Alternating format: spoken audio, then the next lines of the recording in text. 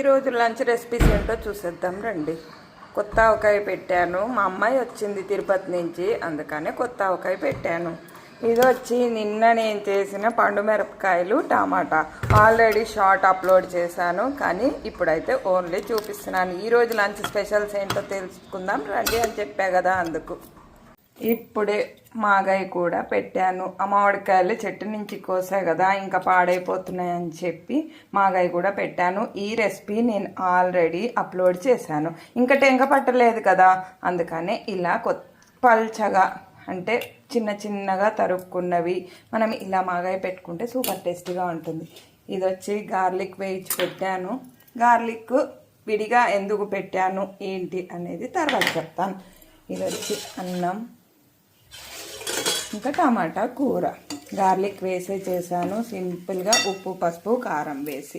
ఇంకా లాస్ట్ ఫైనల్లో చారు ఉండాలి. చారు కాకుండా ఇంకా పెరుగు ఉంది. పెరుగు వచ్చేసి మజ్జిగ చేయాలి, ఇంకా మజ్జిగ చేయలేదు. మజ్జిగ అయితే చేసేస్తాను. మరి ఈరోజు మా లంచ్ రెసిపీ ఇదే. మరి మీరేం చేసుకున్నారు?